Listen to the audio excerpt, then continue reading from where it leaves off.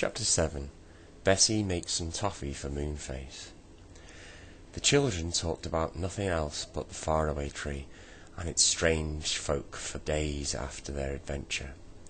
Bessie said they must certainly keep their promise and take toffee to Moonface. Promises must never be broken, she said. I will make some toffee if Mother will let me have some treacle. Then, when it's done, you can take it to Moonface, Joe. Mother said they could make toffee on Wednesday, when the grocer came and brought their goods. So, on Wednesday, Bessie set to work, making the best toffee she could. She set it in a pan on the stove. It cooked beautifully. When it had cooled and it was set nice and hard, Bessie broke it up into small pieces. She put them into a paper bag and gave one piece each to the others and popped them into their mouths. I'll have to go at night, I think, said Joe. I shan't get any time off this week, I know. We're so busy with the gardening now. So, that night, when the moon was shining brightly in the sky overhead, Joe slipped out of his bed. Bessie and Fanny woke up and heard him. They hadn't meant to go with him, but when they saw the moonlight shining everywhere and the thought of the exciting faraway tree, they felt as if they simply couldn't stay behind. Wouldn't you have felt that too? They dressed quickly and whispered through Joe's door, We're coming too. Joe, wait for us. Joe waited. Then all three slipped down the creaky stairs and out into the moonlit garden.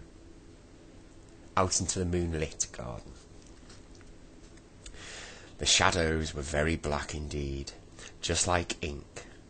There was no colour anywhere, only just the pale, cold moonlight. They were soon in the enchanted wood, but dear me, it was quite different now. It was simply alive with people and animals. In the very dark parts of the wood, little lanterns were hanging in rows. In the moonlit parts, there were no lanterns, and a great deal of chattering was going on. Nobody took any notice of the children at all. Nobody seemed surprised to see them. But the children were most astonished at everything. There was a market over there, whispered Joe to Bessie. Look, there are necklaces made out of painted acorns and brooches made out of wild roses. But Bessie was looking at something else, a dance going on in the moonlit dell, in the moonlit dell, with fairies and pixies chattering and laughing together. Sometimes, when they were tired of dancing on their feet, partners would fly in the air and dance there in the moonlight. Fanny was watching some elves growing toadstools. As fast as the toadstools grew, an elf laid a cloth and put glasses of lemonade and tiny biscuits there. It was all like a strange dream. Oh, I am glad we came, said Bessie, in delight. Who would have thought that the enchanted wood would be like this at night? They wasted a great deal of time looking at everything, but at last they got to the faraway tree. And even there was a great difference. The whole tree was hung with fairy lights and that glittered softly from branch to branch, rather like a very enormous Christmas tree. Joe saw something else. It was a stout rope going from branch to branch for people to hold on to when they wished to go up the tree. Look at that, he said. It'll be much easier to go up tonight. All we'll have to do is just hold on to the rope and pull ourselves up by it. Come on. Other folk, and some animals too, were going up the tree, not to the land at the top, but to visit their friends who lived in the trunk of the enormous old tree. All the doors and windows were open now, and there was a great deal of laughter and talking going on. The children climbed up and up, and they came to a window of the pixie, who had been angry with them last week because they had peeped in. They found that he was The children climbed up and up.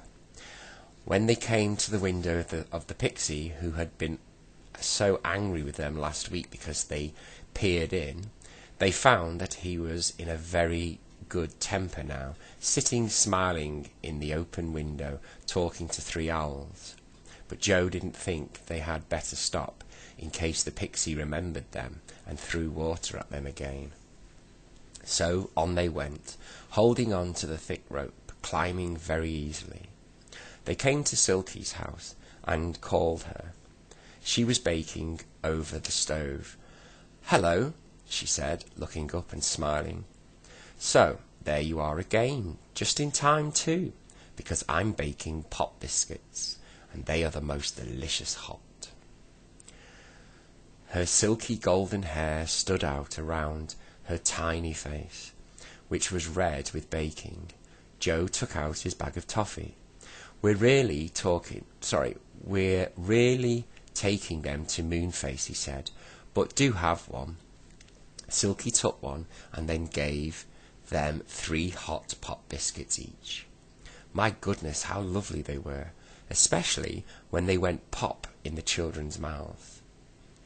"We mustn't stop, Silky dear," said Bessie. "We've still got a long way to go up the tree. We'll look out for Mother Washalot's water. We'll look out for Mother Washalot's washing water again then," said Silky. "She's dreadful at night. She knows there's lots of people up and down the tree, and she just loves to soak them with her dirty water." The children went up. They passed Mr. What's-his-name, still fast asleep and snoring in his chair, and dodged quickly behind a branch when they heard Dame Washalot's water sloshing down. Nobody got even Splash this time. Fanny laughed. "This really is the funniest tree I've ever knew," she said. "You simply never know what's going to happen." They pulled themselves up and up by the rope and came at last to the top. They knocked on Moonface's yellow door. "Come in," yelled a voice, and in they went. Moonface was sitting on his curved bed, mending one of his cushions. "Hello," he said. "Did you bring me that toffee that you owe me?" "Yes," said Joe, handing him a bag. "There's a lot in there, Moonface. Half to pay you for the last week's slippery slide, and half to pay you if you'll let us go down it again tonight." "Oh my," said Moonface, looking with great delight inside the bag. "What lovely toffee!" He crammed 4 large pieces into his mouth and sucked it with joy. "Is it nice?" said Bessie. Answered Moonface, quite unable to speak properly, for his teeth were all stuck together with the toffee. The children laughed. "Is the roundabout land at the top of the faraway tree?" asked Joe. Moonface shook his head. He said. "What land is there now?" asked Fanny. Moonface made a face and screwed up his nose. He said very earnestly.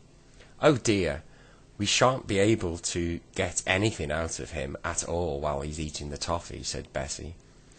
"He'll just obble away." "What a pity. I would have liked to know what strange land was there tonight." "I'll just go up and peep," said Joe, jumping up. Moonface looked alarmed.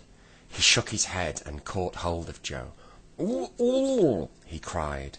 "It's all right, Moonface. I'm only going to peep," said Joe. "I shan't go into the land." cried Moonface, in a fright, trying his best to swallow all the toffee so he could speak properly.